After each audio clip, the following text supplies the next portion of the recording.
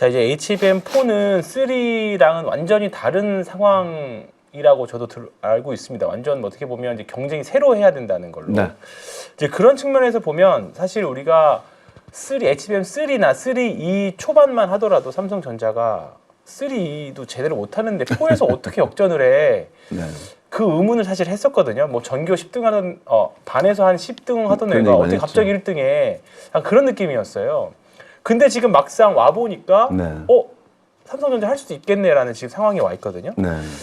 기술적 우위를 주장하는 몇 가지 좀 이제 한방이 있다라고 제가 좀 들었는데 네. 어떤 측면에서 그렇게 우리가 이해를 해야만 될까요? 뭐 하도 많이 들으셨으니까 결국에는 이제 원다이라고 할 수 있는 게 D1B, D1C라고 하는 차이가 네, 그렇죠. 생각보다 굉장히 큽니다. 네. 그러니까 이게 보통 D1B가 보통 뭐 저기 만들 때 스위치 크기인 건 아시죠? 스위치 네. 트랜지스터 크기인데 D1B가 12.7 정도 잡고 네. D1C를 11.7 정도 잡아요. 네. 근데 1나노 차이 나거든요. 나노 말씀하시는 그렇죠. 거죠? 근데 네. 그게 이제 뭐 그건 어려운 얘기고 그건 결국에 전력 효율이 20%가 떨어져요.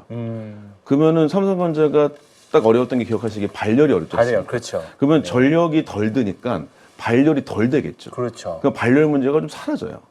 그게 이제 원다이가 네. 좋아졌던 게 하나가 네. 있겠죠. 그 다음에 베이스 다이가 지금 삼성에서는 자기가 만들 수가 있고 게다가 4나노라고 하는 최신품을 쓰는데 4나노랑 지금 알려진 바로는 HBM4가 하이닉스는 TSMC 맡겨가지고 그렇죠. 잘해야 8나노 아니면 12나노인데 네. 얘네 둘의 속도 차이 생각보다 많이 납니다.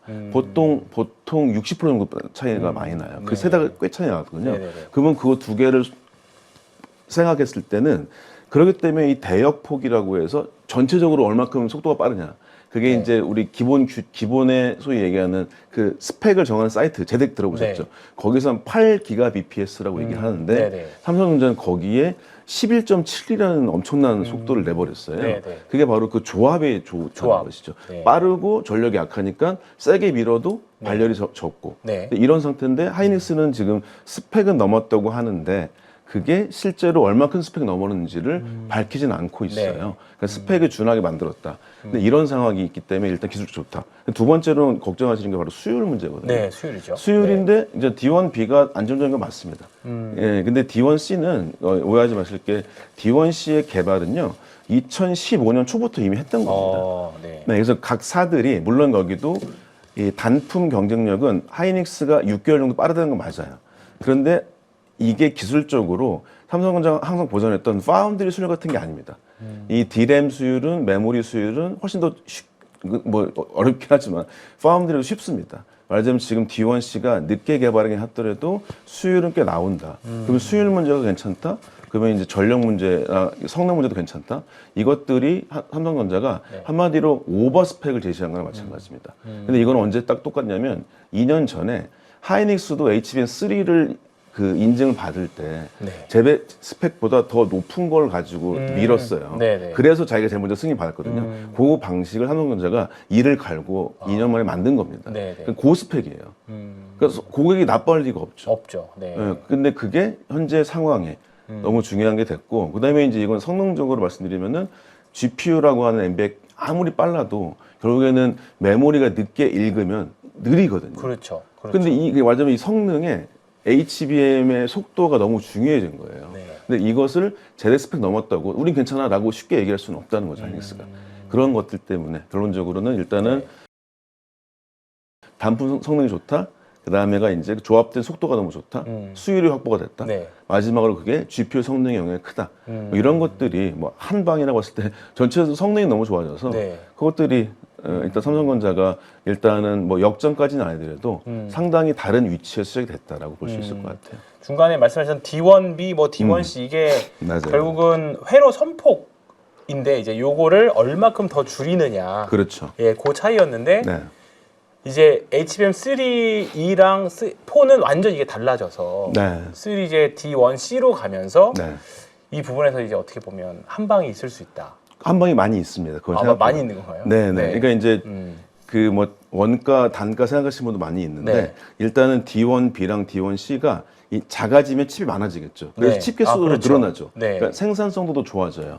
근데 성능도 좋아지는. 그러니까 반도체 공정 미세화는 무조건 중요합니다. 네. 그러니까 싸지는데 성능이 좋아지는. 네네. 예, 그런 거기 때문에 달성이 된 거는 생각보다 고무적인 일이고 요거에서 어떻게 생각해 볼 수 있냐면 그래서 제가 아까 일본의 마이크론을 갑자기 문의하셨을 네. 때 마이크론도 지금 삼성전자 방식을 쓰려고 하고 있어요. 그러니까 지금 D1B를 쓰고 있는 건 하이닉스밖에 없어요. 네네네. 그래서 마이크론이 아직 모른다고 말씀드린 겁니다. 근데 마이크론은 이제 D1C라고 안 그러고 알파, 베타, 감마라고 쓰거든요. 아, 예. 뭐 들어보실 것 같아요. 네. 그래서 D1 감마를 쓰는데 원래 마이크론이 단품은 좀 좋은 편이에요. 원래. 아, 단품. HBM만 놓고 보면. 예, HBM 그 원단이라고 네. 봤을 때는 네. 그게 나쁘지 않아서 아직까지는 우리가 좀 더 확인을 해봐야겠다. 네. 그렇지만 어쨌든 그런 거 단품이 생각보다 되게 중요하다라고 네. 말씀드릴 수 있을 것 같아요. 결국은 뭐 세트 메뉴 중요하지만 단품 자체가 일단 재료가 강해야, 좋아야. 재료가 좋아야. 네, 네. 그게 너무 중요하거든요. 생각보다. 그건 좀 말씀드릴 수 있을 것 같아요. 말씀해주신 뉘앙스를 보면 이제 조금 하이닉스가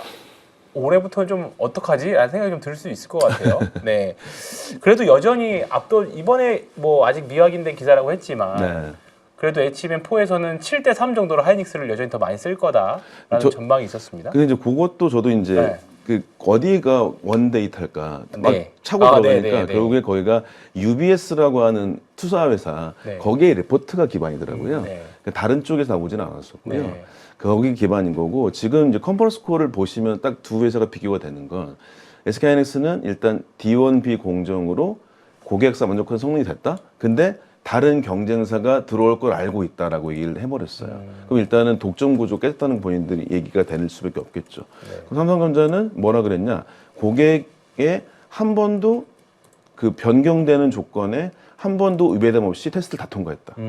이거는 전혀 다른 얘기거든요. 네. 그래서 이런 건 업계에서는요 거꾸로 엔비디아 이런 얘기까지 합니다. 너네는 왜 D1C로 안 하는 거야? 그렇죠. 그럴 수 있죠. 거꾸로 물었다는 네. 거죠. 근데 네. 그거를 원다이를 갑자기 바꾸는 거 되게 어려운 일입니다.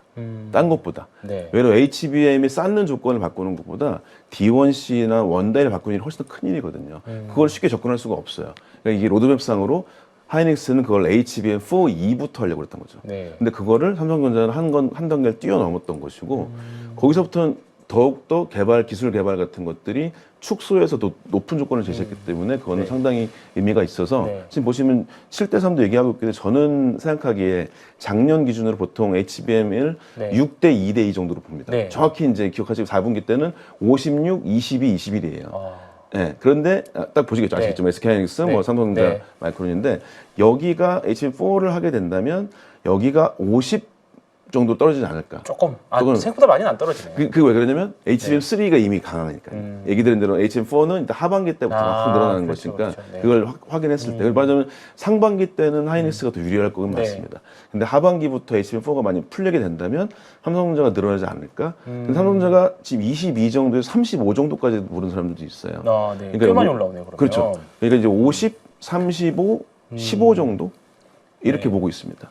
그러면 이 정도로 본다면 삼성전자는 11% 정도가 올라가는 거죠. 그렇죠. 아까 말씀드린 13% 정도 올라가는 거니까 이거는 나쁘지 않을 수도 있겠다. 그래서 저는 이제 항상 뭐 기술적으로 많이 보는 사람이기 때문에 독점 여부가 깨지냐 아니냐 이 여부가 상당히 네. 클 것 같다.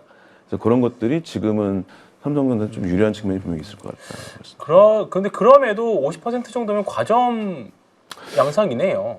그러니까 뭐 여전히. 두 회사, 세 회사 네. 정도 과점은 맞고 그 중에서 네. 1등은 하이닉스가 매출이 여전히, 여전히 좋을 것 같다. 여전히. 예, 그거는 내년, 그러니까 모든 대부분 회사들도 내년 정도 때 아마도 둘이 비슷하지 않을까 얘기를 하고. 27년.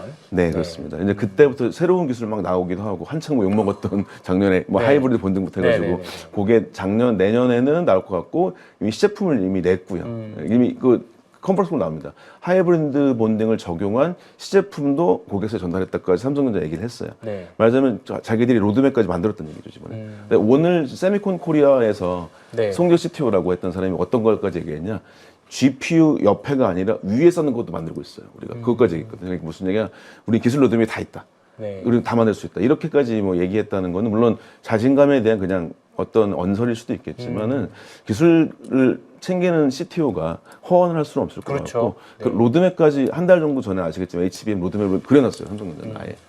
네, 이렇게 한 것까지 있기 때문에 기술적으로 상당히 절치부심을 했다. 그래서 저는 그래서 하여튼 상반기 때까지는 어쨌든 간에 HBM3가 있기 때문에 네. 하이닉스 좋다. 예, 마이크론도 포함된다. 근데 푸어가 확 나오는, 푸어가 확 나오는 거 아시겠지만 베라루빈, 그러니까 베라루빈. 루빈 칩인 딱 그렇죠. 이제 상반기 끝날 나오지 않습니까? 그때부터는 점유율이 조금 달라지지 않을까. 네, 그 정도. 거기서 어떻게 보면 변곡점이 좀 나올 수는 있겠네 주가들도. 맞습니다. 저는 그렇게 봅니다. 네, 아직 특히. 근데 이제 그 부분을 확신할 수가 없다 보니까 지금 약간 같이 가는 것 같고 무슨 그렇다고 맞습니다. 나쁠 건 나쁠 없으니까 건 없습니다. 서로 네. 나쁠 건 없으니까. 맞아요. 근데 네. 주가의 상승 탄력은 확실히 올 여름 정도 되는 것 같습니다. 사실 올 상반기에 일단은 많이 벌어보자가 다들 컨센이거든요. 대부분 네. 그렇죠. 맞아요. 근데 이제 하반기에도 만약에 그렇다고 하면 근데 지금 요즘에 AI 쪽 돌아가는 전반적인 판을 보면 네. 올해 끝나진 않을 것 같다인 것 같거든요. 그렇죠. 네, 뭐 수많은 뭐 보호하는 네. 전망 사이트들도 그러니까 제가 주로 보는 건 네. 트랜스포스라는 사이트 네, 네, 보는데 거기가 작년에 D램 낸드 메모리가 2,500억 불인데 네. 올해가 딱 2배로 뛴다고 5천억 불. 1년 만에. 예, 27년도에는 이것의 절반이니까 2,500억 불, 5천억 불, 7,500억 불. 네, 네. 이렇게 올라간다고. 예, 네. 계속 반씩 뛴다는 거죠. 이거를 예상되고 있다. 그렇다면 투자하시는 분 주로 뭐 6개월 선반영한다고 그렇죠. 치더라도 올해 올해는 내까지는 뭐 굉장히 그러네요. 네, 뭐 게다가 아시겠지만 또 우리가 뭐 얘기 안 했지만 단품 디램 쪽에 대한 다양성 여부 같은 경우나 이런 것들 너무 많기 때문에 일단 저는 조금 삼성전자 쪽을 비우는 건 사실이긴 하다. 네. HBM 쪽이 독점이 깨지고 상승되는 탄력이 삼성전자 쪽이 더 있다. 그다음에 이제 단품 디램이 지금 뭐 부르는 값이고 아시겠지만 뭐 스팟 가격은 15배 이렇게 뛰거든요. 네. 그런 걸로 봤을 때 그다음에 뭐 디램 가격을 올해가 아마도 95% 올린다는 얘기가 많이 있어요. 작년 대비 90%, 2배 올린다는 얘기죠. 네, 그 다음에 이제 낸드 가격도 아직까지 50% 이상 인상할 거다. 이런 것들이 가격이 위로 올렸기 때문에 지금 그렇죠. 이것들이 여력들이 남아있지 않을까 얘기 드리고 봅니다. 갑자기 가격 얘기를 하셔서 그런데 네. 만약에 가격을 너무 많이 올리면 사가는 입장에서도 좀 저항이 있을 수 있지 않을까요? 하이퍼스케일러들이. 일단은 그건 분명히 있을 수 있을 것 같은데 네. 근데 지금은 당연히 중요한 게 뭐냐면 이렇게 카이스퍼스케일러들이 결국에 칩을 사잖아요. 네. 근데 칩이 GPU가 6천만 원 정도 하거든요. 지금요. 네. 근데 거기 HBM 하나가 보통 500, 그러니까 $500니까 네. 보통 70만 원 정도 해요. 네. 70만 원짜리가 6개 들었거든요. 네. 8개 들었거든요. 네. 그게 한 600만 원 잡아볼게요. 네. 네. 600만 원 때문에 내 HBM이 GPU가 안 나와요. 네. 그건 너무 아. 아깝죠. 그러니까 그게 물론 큰 비용이긴 맞는데 네. 그래서 어떻게 했냐? 엔비디아 뭐라고 했냐면 우리 건 이미 다 준비됐어. 그러니까 자기는 이미 밭대기 사듯이 이미 산 거예요. 네, 그렇죠. 그 지금 어려운 건 누구냐? 서버 때문에 어려움을 받는 사는. PC 시장, 네. 그다음에 모바일 시장 이런 쪽이 값어치가 더 떨어지니까 이쪽이 힘들어하는 거지. 제일 비싸다고 한 서버 쪽은 다 상한 거죠. 부르는 값이어도 상하는 겁니다 지금은. 그렇기 때문에 뭐 디램 회사 쪽에서는 좀 올려봤더라도 아직은 상관없는 건 괜찮다. 없다. 네. 너무 터무니없는 가격은 아니다. 그런 것 말씀하신 같습니다. 것 같습니다. 네, 네.